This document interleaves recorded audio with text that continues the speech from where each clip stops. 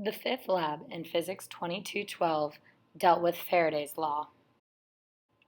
The purpose of this lab was to use Faraday's law and explore the interaction between a tube of aluminum foil and a falling magnet. In the experiment, the current traveled through the tube of aluminum foil and the falling bar magnet produced an external field. As a result, I got an experimental average time for the bar magnet to fall through the aluminum foil tube of 1.67 seconds. I also got a computational average of 1.891 seconds. There were many physics principles explored. Some of these included Biot-Savart law, which is equal to B equals mu naught over 4 pi r cubed times 3 mu dot r times r hat minus mu.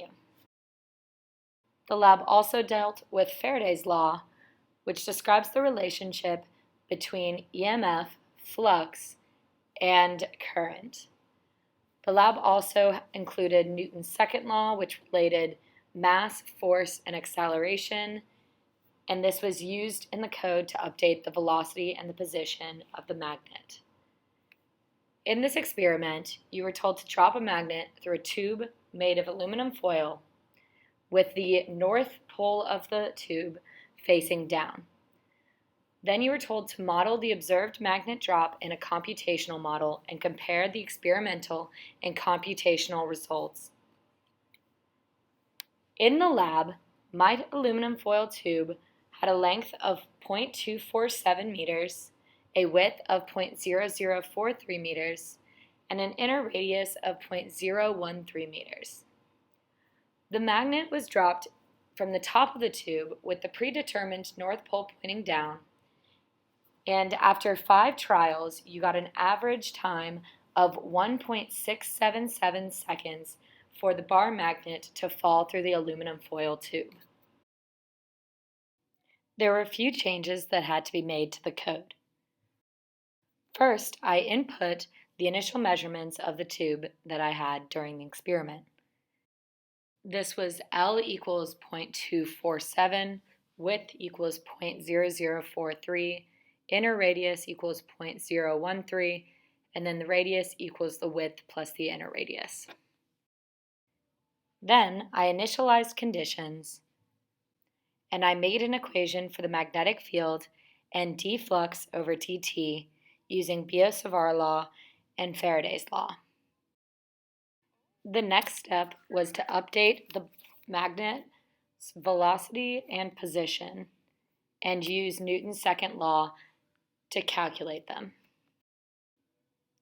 After that, I solved for the magnetic force and F-grav to get the net force. This is a picture that depicts what I got from my GlowScript code.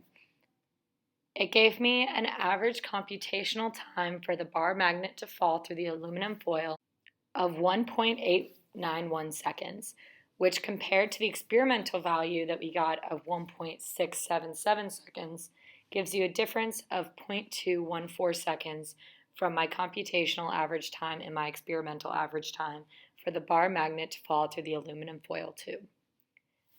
There were 2 questions we were tasked with answering.